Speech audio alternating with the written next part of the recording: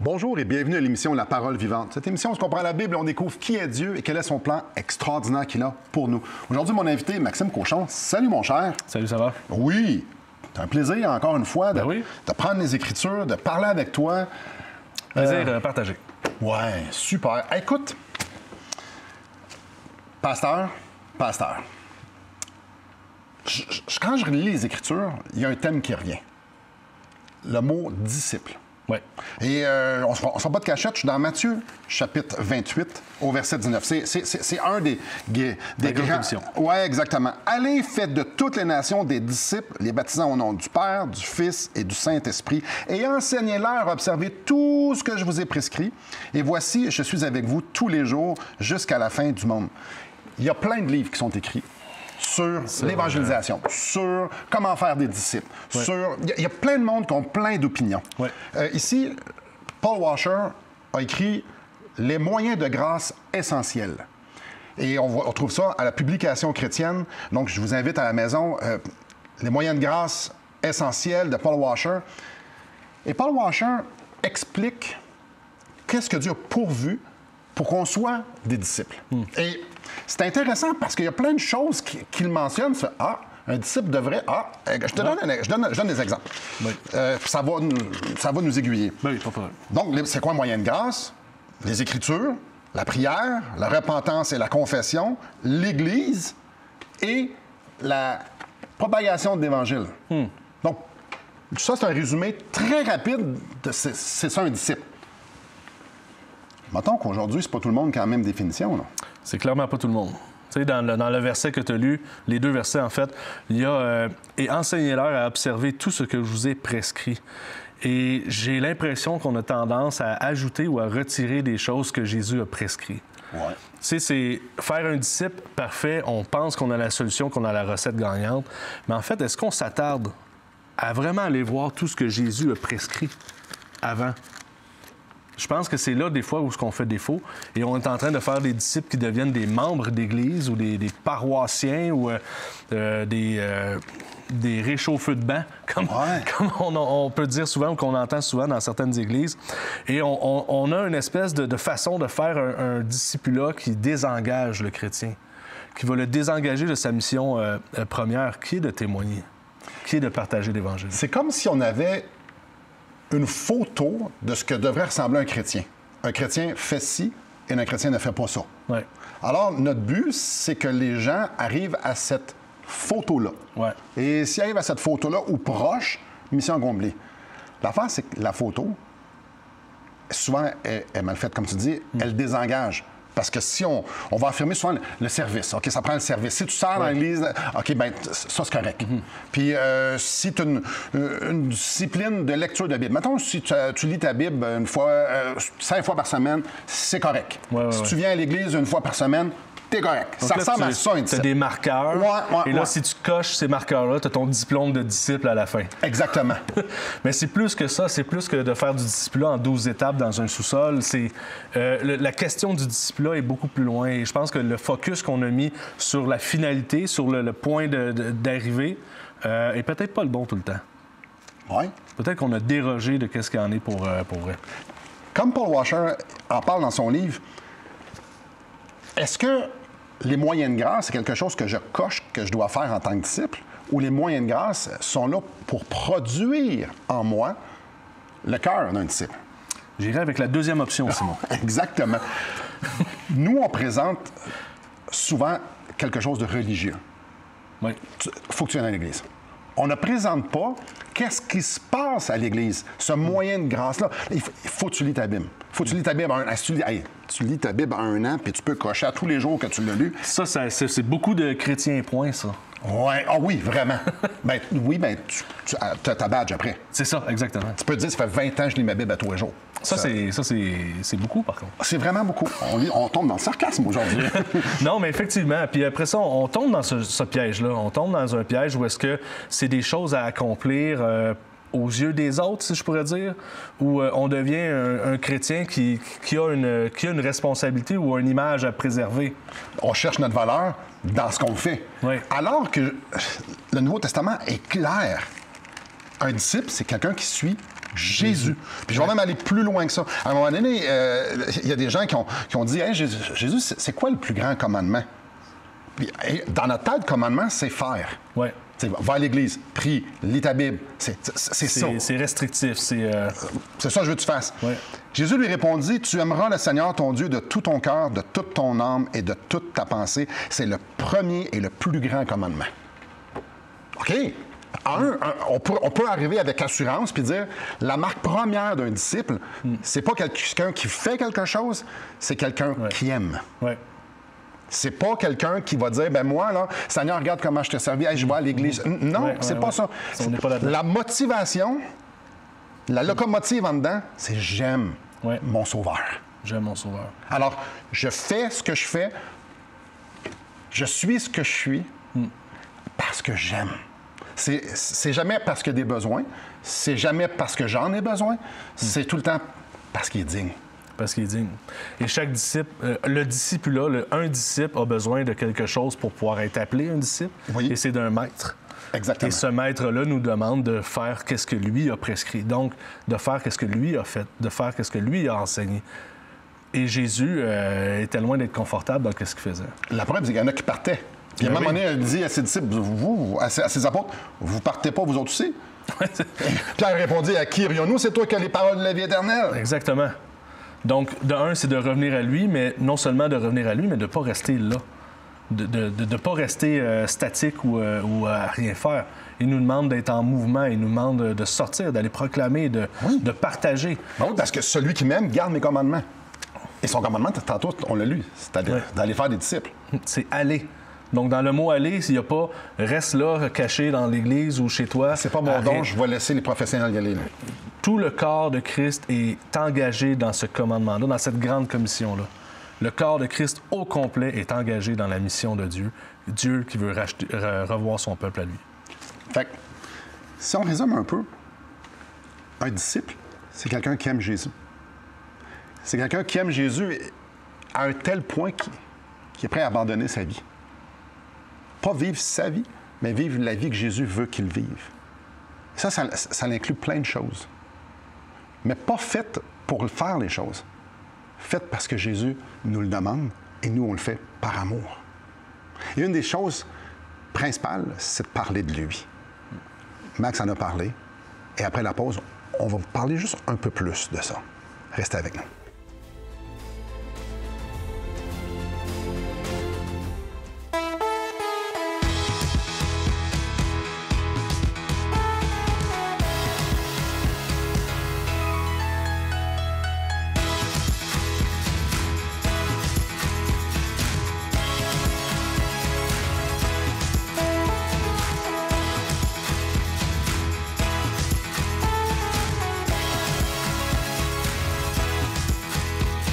Pour en savoir plus, visitez radioespoir.ca. Très bonjour à vous. J'aimerais qu'on retourne dans Matthieu au chapitre 28. J'aimerais mentionner quelques petites choses au verset 19. Au verset 19, ça nous dit « Allez, faites de toutes les nations des disciples ». Nous, en français, le mot « aller », c'est l'impératif. Mais en grec, dans la langue dans laquelle Matthieu a écrit son livre, c'est un participe. Donc, c'est comme si on disait « chemin faisant ». Chemin faisant, faites. L'impératif, en grec, c'est sur le fait. Donc, alors que tu vis, alors que tu te promènes, alors que tu côtoies des gens, fais des disciples. Ouais. Alors, c'est pas tant « je vais faire un programme d'évangélisation », qui n'est pas nécessairement mauvais en soi. Là, je vais faire... Non.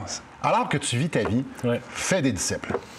Il y a quelque chose qui vient casser certains paradigmes ou de préconçus qu'on a dans l'Église. On va souvent passer par les étapes simples de dire, bon, ben la personne va donner sa vie à Christ.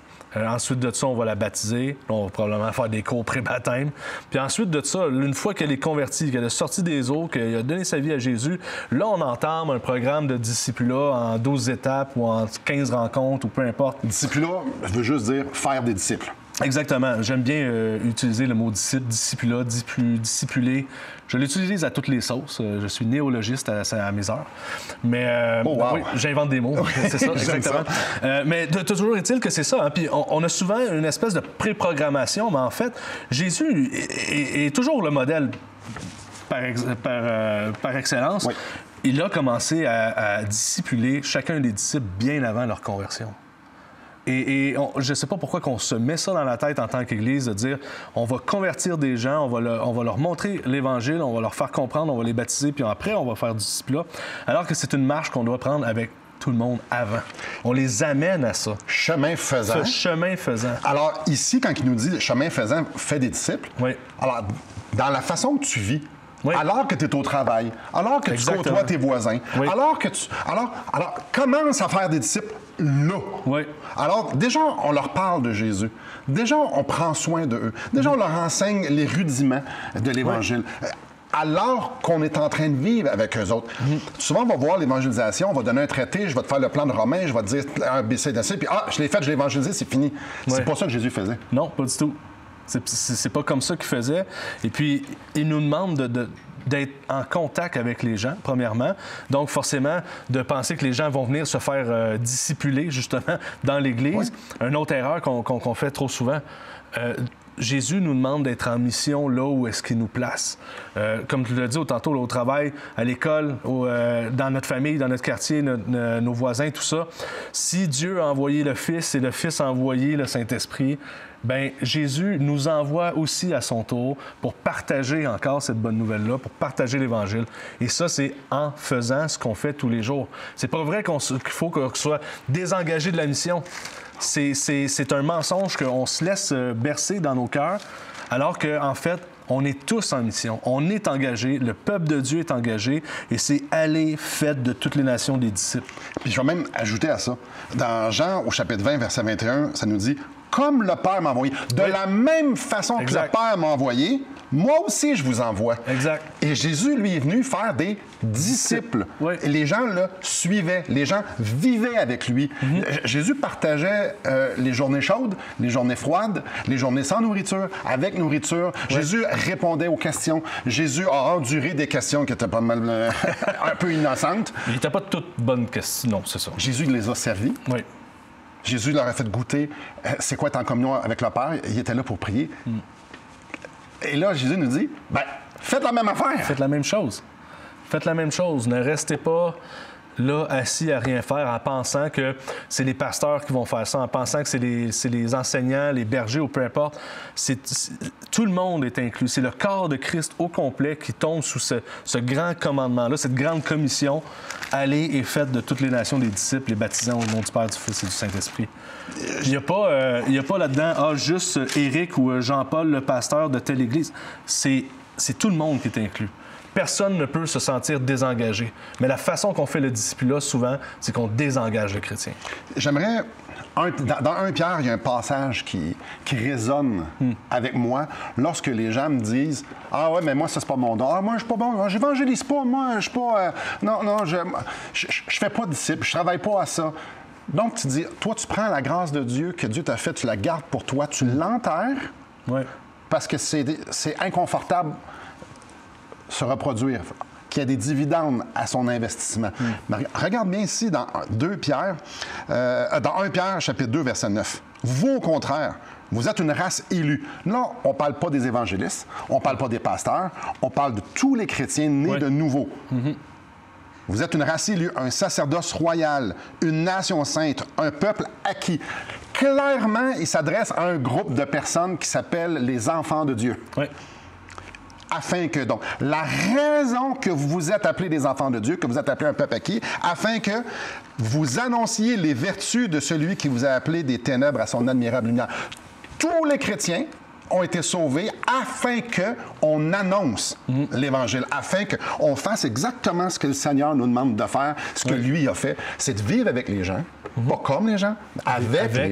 Les gens, pour leur faire goûter Dieu. Ouais. Et on a une conception aussi souvent qu'il faut sortir du monde dans lequel on est, parce que là, on est devenu chrétien et on ne peut plus interagir avec les gens qui sont non sauvés. Mais c'est pas le cas dans ce que tu viens de dire. Là. Du tout? Non.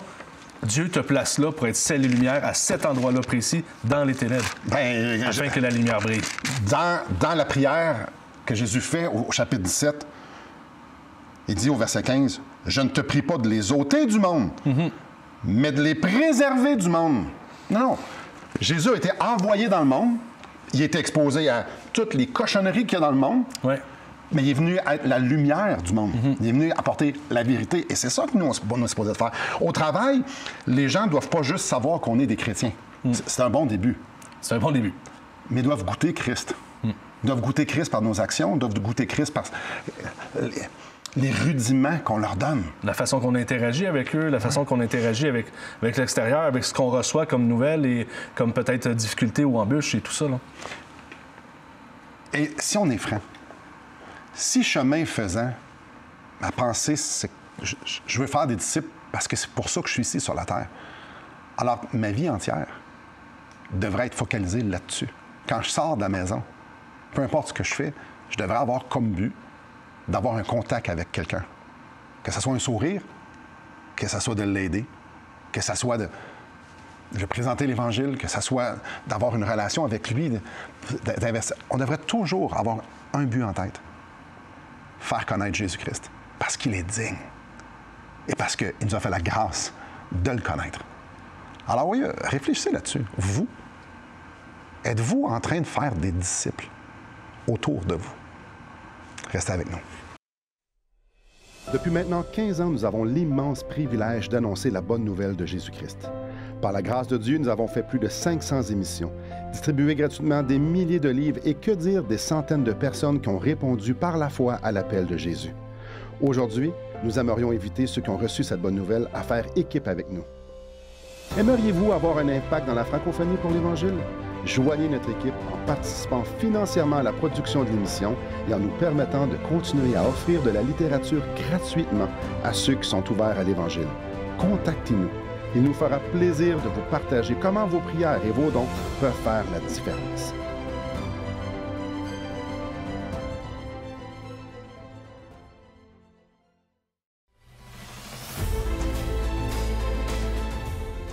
Bonjour à vous.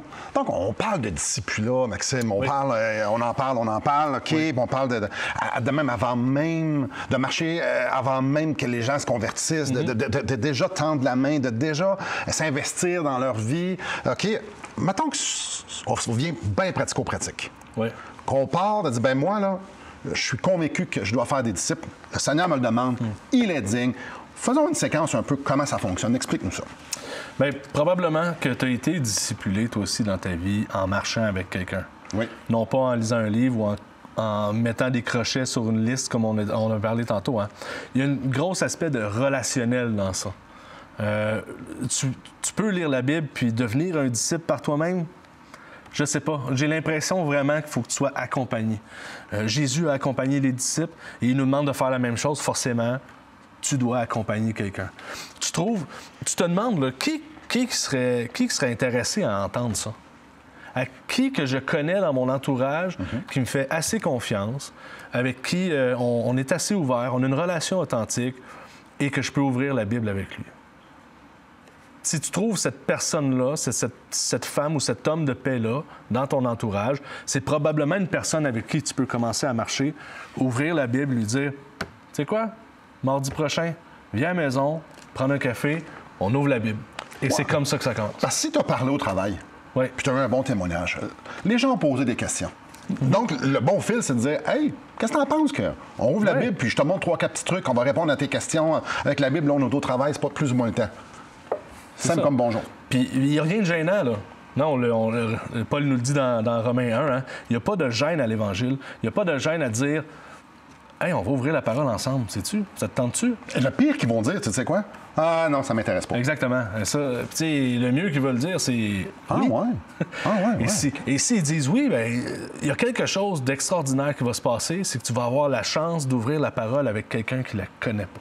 Et peut-être que cette personne-là, après 2, 3, 4 fois, va faire « c'est assez ». Il y a des semences qui ont été portées dans son cœur, et peut-être que ça va être dans 10 ans qu'il va se passer quelque chose. Et peut-être qu'aussi la personne va faire, ça m'est déjà arrivé, elle s'appelait Nathalie. C'est comment je fais pour être sauvé, Simon? Là, je continue. Elle dit, Simon, comment je fais pour être sauvé? Je dis, tu veux être sauvé là, là. Elle dit, oui, je suis pécheur, j'ai besoin d'un sauveur. Et je l'ai conduit à Christ, là. Donc, regarde, c'est génial. C'est génial. Et dans ce que tu dis, ce qui me donne la puce à l'oreille, c'est vraiment le fait que la personne a besoin de découvrir Christ, de découvrir la vérité qu'il y a dedans. Non pas d'entendre tes positions théologiques sur la Bible et le pourquoi du comment et le mot grec de certaines choses. Non, la simplicité. On n'est pas là pour flasher, on n'est pas là pour dire que, voici, moi, je connais ma Bible vraiment beaucoup, alors que toi. On est vraiment juste pour accompagner quelqu'un, marcher avec elle, pour qu'elle découvre l'Évangile, qu'elle découvre Jésus. Et ça fait toute la différence. Ça, c'est deux façons qu'on peut se positionner. Une va être probablement un échec et l'autre va probablement tourner vers quelqu'un qui va se tourner vers Christ. Et bien souvent, on écoute ce qu'ils ont à dire. À la place de présupposer comment leur annoncer le message, parce que ça de même, je l'ai toujours annoncé depuis 40 ans, c'est plutôt de dire, toi, t'en es où avec Dieu? Là, ils vont nous dire qu'est-ce qu'ils croient. T'en es où avec la Bible? Qu'est-ce que tu crois de telle chose? Alors, ils vont nous donner les paramètres de comment nous, on devrait l'apporter. Bien souvent, on arrive avec nos grosses bottines, puis nous, on sait comment ça marche. Jésus s'adaptait à son auditoire. S'il parlait à la femme, s'il parlait à l'homme, s'il parlait à un pharisien, il s'adaptait. Le message ne change jamais. Jamais. Mais le véhicule dans lequel tu l'emmènes, lui, il s'adapte. Alors là, quand les gens, OK, oui, je vais être chrétien. On fait quoi après? Bien, une des tendances qu'on a à faire, puis on en a parlé dans d'autres émissions, mais on a tendance à pointer les péchés directement, puis là, de dire, bon, bien, maintenant que tu prends une décision, ça, il faut que tu arrêtes ça, il faut que tu arrêtes ci, il faut que tu arrêtes ça, tu peux pas venir ci à cause de ci. Il faut pas rentrer là-dedans.